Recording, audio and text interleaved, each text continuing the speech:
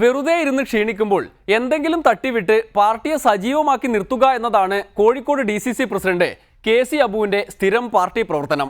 ഏറ്റവും ഒടുവിൽ കോഴിക്കോട് വിമാനത്താവളത്തെ പുനരുദ്ധരിക്കാൻ ഉമ്മൻചാണ്ടി സർക്കാരിനെ തന്നെ പ്രതിക്കൂട്ടിൽ നിർത്തി ഒരു കോമഡി സമരത്തിന് നേതൃത്വം കൊടുക്കുമെന്ന് പ്രഖ്യാപിച്ചു കഴിഞ്ഞു. കോഴിക്കോട് വിമാനത്താവളത്തെക്കുറിച്ചുള്ള വ്യത്യസ്തമായ വീക്ഷണങ്ങൾ അബു അവതരിപ്പിക്കുന്നു. കോഴിക്കോട് വിമാനത്താവളം മരണം കാത്തു കഴിയുന്ന ഒരു രോഗിയുടെ അവസ്ഥയിലാണിന്ന്. ICUവിൽ എന്ന് പറയുന്നതിനേക്കാൾ ഭേദം വെന്റിലേറ്ററിലാണ് എന്ന് പറയുന്നതായിരിക്കും ശരി.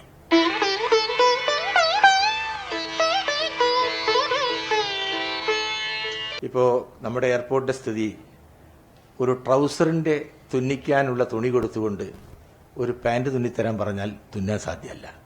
നമ്മുടെ ഈ സ്ഥലം വെച്ചുകൊണ്ട് ഇതൊരു അന്താരാഷ്ട്ര വിമാനത്താവളമാക്കണം, അല്ലെങ്കിൽ അങ്ങനെയൊക്കെ ചെയ്യണം എന്ന് പറഞ്ഞാൽ അത് പ്രാവർത്തികമല്ല, പ്രായോഗികമല്ല. അതുകൊണ്ട് ഞങ്ങൾ ഈ കാര്യത്തിൽ ഭരണത്തിൽ ആരിയിരിക്കുന്നു ഇതൊന്നും തന്നെ അന്വേഷിക്കാതെ കാലിക്കറ്റ് എയർപോർട്ട് സാധാരണക്കാരായ ആളുകൾ യാത്ര ചെയ്യുന്ന ഒരു എയർപോർട്ടാണ്.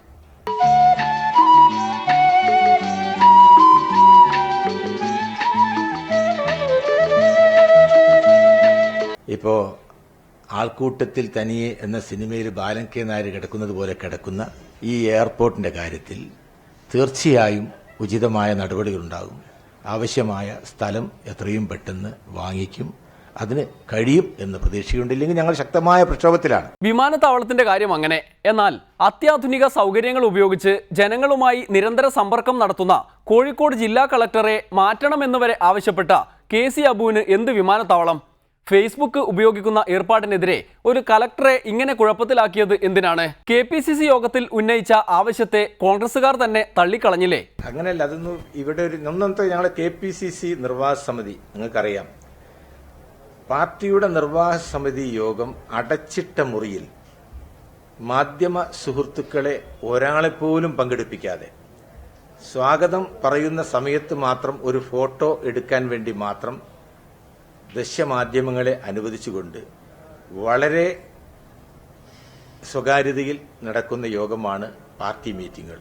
അപ്പൊ അവിടെ ഞാൻ പറഞ്ഞു എന്ന് നിങ്ങൾ പറയുന്നു. ഞാൻ പറഞ്ഞോ ഇല്ലയോ എന്നതൊക്കെ തന്നെ വേറെ കാര്യം. അത് നിങ്ങൾ എങ്ങനെ അറിഞ്ഞു എന്നതാണ് ഇപ്പോ എനിക്ക് ചിരിച്ചു തള്ളാൻ വരട്ടെ. കോൺഗ്രസ് നേതാക്കളും KC അബു അടക്കമുള്ള DCC പ്രസിഡന്റുമാരുമൊക്കെ ഫേസ്ബുക്കിലും സോഷ്യൽ മീഡിയയിലും അങ്ങ് ഇറങ്ങിയാൽ പോരെ? അപ്പോൾ പിന്നെ കളക്ടറുടെ ജനപ്രീതിയെക്കുറിച്ച് ആശങ്കപ്പെടേണ്ടതില്ലല്ലോ. എല്ലാ DCC ഇപ്പം നല്ല ഏറ്റവും മോസ്റ്റ് മോഡേണായ എല്ലാവിധ സംവിധാനങ്ങളോട് കൂടിയിട്ടാണ് എല്ലാ DCCയും പ്രവർത്തിക്കുന്നത്, കോഴിക്കോട് ഉൾപ്പെടെ. നിങ്ങളവിടെ വന്നാൽ നിങ്ങൾക്ക് ബോധ്യമാവും. ഇപ്പം അത് ലാപ്ടോപ്പൊക്കെ വെച്ച് വോട്ട് ചേർത്തിക്കൊണ്ടിരിക്കുക. 4 ലാപ്ടോപ്പ് 4 കുട്ടികളൊക്കെ. അപ്പം ഞങ്ങളൊക്കെ തന്നെ വളരെ കാലത്തിനപ്പുറം യാത്ര ചെയ്യുന്ന പ്രസ്ഥാനങ്ങളായി മാറിക്കൊണ്ടിരിക്കുകയാണ്. അബു ഇങ്ങനെ സോഷ്യൽ മീഡിയയെക്കുറിച്ച് ആശങ്കപ്പെടുമ്പോൾ അങ്ങ് തലസ്ഥാനത്തെ കോർപ്പറേഷൻ മേയർ ചന്ദ്രിക പട്ടിശല്യത്തെക്കുറിച്ച് ഓർത്താണ് വേവലാതിപ്പെടുന്നത്. തെരുവ് നായകൾ കാൽനട യാത്രക്കാരെ കടിച്ചുകുടയുമ്പോൾ മൃഗസ്നേഹം പറഞ്ഞ് സർക്കാർ കൊല്ലാൻ സമ്മതിക്കുന്നില്ല എന്നതാണ് പരാതി. ഉമ്മൻചാണ്ടി സർക്കാരിന് കഴിയില്ലെങ്കിൽ കോർപ്പറേഷനെ ഏൽപ്പിക്കണമത്രേ. പട്ടിയെ കൊല്ലരുതെന്ന് പറയാൻ ഓർഡർ ഇടാനുള്ള അധികാരം ഗവൺമെൻറ്റിന്. എന്നിട്ട് ഇതെല്ലാം കഴിഞ്ഞിട്ട് ഈ ഓർഡറും കൈവച്ചും കൊണ്ട് പട്ടിയെ കൊന്നോളണം എന്ന് പറയുന്നതിൽ ആ വൈരുദ്ധ്യമാണ് എനിക്ക് മനസ്സിലാകാത്തത്. എനിക്ക് തന്നിട്ടുള്ള ഇവിടുത്തെ പ്രിൻസിപ്പൽ സെക്രട്ടറി അയച്ച കത്ത്, കോർപ്പറേഷൻ സെക്രട്ടറിക്ക് അയച്ച കത്തിനകത്ത് any killing of stray dogs will be dealt with as under the prevention of cruelty to animals act എന്ന് എഴുതിയിട്ടുണ്ട്. പിന്നെ ഏതെങ്കിലും ഉദ്യോഗസ്ഥൻ തൊടുമോ? കൊല്ലാനും പറയും, ആക്ടൂടെ പറയും. നമുക്ക് ക്ലിയറായിട്ട് ഉത്തരവ് താന്നേ. ഞങ്ങൾ ഒരു ദിവസം കൊണ്ട് ചെയ്ത് കാണിച്ചു തരാം, ഒറ്റ ദിവസം കൊണ്ട്. ഞങ്ങൾ ഇവിടുത്തെ എനിക്കറിയാം, ഇവിടെ കോഴിയെ കൊല്ലാം, ആടിനെ കൊല്ലാം, പശുവിനെ കൊല്ലാം, പോത്തിനെ കൊല്ലാം, കാളയെ കൊല്ലാം. ഇവിടുത്തെ ഒന്നും വേണ്ട. ആ താറാക്കുഞ്ഞുങ്ങളെ ജീവനോടെ ചുട്ടരിച്ചു. എല്ലാവരും കണ്ടല്ലോ. അസുഖമില്ലാത്തതിനെയും അസുഖമുള്ളതിനെയും എല്ലാം കൂടെ വലിയ തീ കൂട്ടി അതിനകത്ത് ചുട്ടരിക്കുകയല്ലേ ചെയ്തത്. ഏതോ ജന്തുസ്നേഹി ഉണ്ടായിരുന്നു ആ സമയത്ത്. ഒരു മേനകാ ഗാന്ധിയും കത്തയച്ചില്ലല്ലോ ഇങ്ങോട്ട്, ഒരു കോടതി ഇടപെട്ടില്ലല്ലോ. ഇത് താറാവിൻ്റെ കുഞ്ഞുങ്ങൾ നടക്കുന്ന കണ്ടാൽ തന്നെ നമുക്കൊരു സിമ്പതി തോന്നുന്നു. നിങ്ങൾ കുണുങ്ങി നടക്കുന്ന കാണുമ്പോൾ സത്യം പറഞ്ഞാൽ അല്ല, അത് ആരെങ്കിലും ഉപദ്രവിക്കുന്നു. ഇത് ഒരു കുഞ്ഞിനെ കടിച്ചു മുഖം മുഴുവൻ പറിച്ചത് കണ്ടാൽ അതുകൊണ്ട് എൻ്റെ ചോദ്യം, ഇവിടുത്തെ മുഖ്യമന്ത്രിക്കും സർക്കാരിനും ആരോടാണ് പ്രതിബദ്ധത?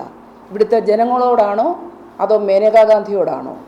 സുപ്രീം കോടതി വിധി അനുസരിക്കാതിരിക്കാൻ സർക്കാരിന് അറിയാം. മേനകാ ഗാന്ധിയോട് മാത്രമല്ല സർക്കാർ ജീവനക്കാരോടും ഉമ്മൻചാണ്ടിക്ക് നല്ല സ്നേഹമാണ്. അതൊക്കെയുണ്ടോ ചന്ദ്രിക അറിയുന്നു. സർക്കാർ ജീവനക്കാരുടെ ശമ്പള പരിഷ്കരണ കമ്മീഷൻ ശുപാർശ ഉടൻ പരിഗണിച്ച് തീരുമാനമെടുക്കും എന്നാണ് പറയപ്പെടുന്നത്. കമ്മീഷൻ അധ്യക്ഷൻ ജസ്റ്റിസ് CN രാമചന്ദ്രൻ നായർ നൽകിയ ശുപാർശയിൽ ശമ്പളവും പെൻഷനും ഒക്കെ കൂട്ടിയിട്ടുണ്ട്. 2 ഭാഗമായിട്ടാണ് റിപ്പോർട്ട് സമർപ്പിക്കുന്നത്. ആദ്യത്തെ റിപ്പോർട്ടിൽ, ഇന്ന് സമർപ്പിച്ച റിപ്പോർട്ടിൽ ശമ്പള പരിഷ്കരണവും പെൻഷൻ പരിഷ്കരണവും മാത്രമേ ഉള്ളൂ. ബാക്കിയുള്ള കാര്യങ്ങളെല്ലാം അടുത്ത റിപ്പോർട്ടിൽ, മുഖ്യമായും അതിനകത്ത് ഹെൽത്ത് പാക്കേജ്, പ്രത്യേകിച്ചും പെൻഷനേഴ്സിനും പിന്നെ ജീവനക്കാർക്കും, അതുകൂടാതെ ലാറ്റർ എൻട്രി, ഒത്തിരി ഇഷ്യൂസ് ഉണ്ട്. പിന്നെ കാര്യക്ഷമത മുഖ്യമായും, അതിനെക്കുറിച്ചുള്ള എല്ലാം കമ്മീഷൻ്റെ അഭിപ്രായം അടുത്ത റിപ്പോർട്ടിലായിരുന്നു. ശമ്പള പരിഷ്കരണം 1/7/14 മുതൽ തന്നെ നടപ്പാക്കണമെന്നാണ് കമ്മീഷൻ്റെ നിഗമനം. സ്കെയിലുകൾ ഫിക്സ് ചെയ്തിരിക്കുന്നത് 80% DA 1/7/2014 ലയിപ്പിച്ച്, 12% ഫിറ്റ്മെൻറ്റ്, മിനിമം 2000 രൂപ വരും. ഫിറ്റ്മെൻറ്റും ഇൻക്രിമെൻറ്റും കൂടെ, വെയിറ്റേജും കൂടെ മാക്സിമം 12,000 rupees. അപ്പം ഒരു നല്ല ദൗത്യം പൂർത്തിയാക്കിയാണ് ശ്രീ രാമചന്ദ്രൻ നായരും അദ്ദേഹത്തിൻ്റെ സഹപ്രവർത്തകരും എത്തിയിരിക്കുന്നത്. അതിന് അവരോടുള്ള നന്ദി ധനകാര്യമന്ത്രിക്ക് വേണ്ടിയും ഗവൺമെൻറ്റിന് വേണ്ടിയും പറഞ്ഞുകൊണ്ട് ഏറ്റുവാങ്ങുന്നു. മാണിസാറിനുണ്ട്, കാരണം ഇത് നടപ്പിലാക്കേണ്ട ആളാണ്. നല്ല വെയിറ്റ് ഉണ്ട്.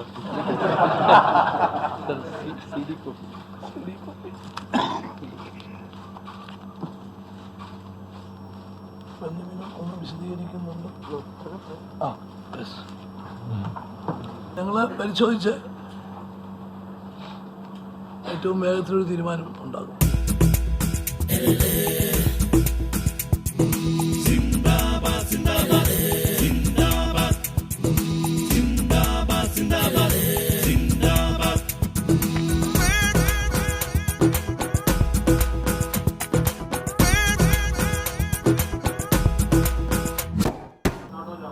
ജീവനക്കാർക്ക് വേണ്ടി വലിയൊരു ബാധ്യതയാണ് ഗവൺമെന്റ് ഏറ്റെടുക്കുന്നത്.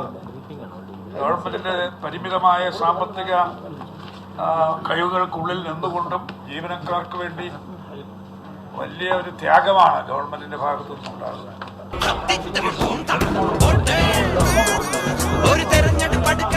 അവിടെ കൊടുത്ത് അവരെ പാസ് ഓൺ ചെയ്തോളൂ.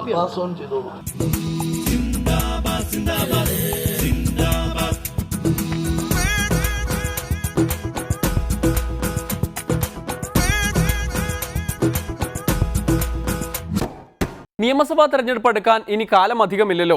അതുകൊണ്ട് ധനസ്ഥിതിയും സാമ്പത്തിക പ്രതിസന്ധിയും ഒന്നും മാണിക്കും ചാണ്ടിക്കും പ്രശ്നമാകില്ല. എല്ലാം ഒരു വോട്ടിന്റെ മുകളിലല്ലേ ഇരിക്കുന്നത്. ജീവനക്കാർ വിജയിക്കട്ടെ. ഒരു ഇടവേള കൂടി, അത് കഴിഞ്ഞ് സിംഗത്തിന്റെ ശിക്ഷ. ഇപ്പോൾ അങ്ങനെ ഒരു ഉദ്യോഗസ്ഥൻ അവിടെ ഉണ്ടോ? അങ്ങനെ വല്ല നടക്കുന്നുണ്ടോ? ഇപ്പോൾ ഈ അത് കണ്ടുപിടിച്ച ആളിന് വല്ല സമ്മാനം കൊടുത്തിട്ടുണ്ടോ?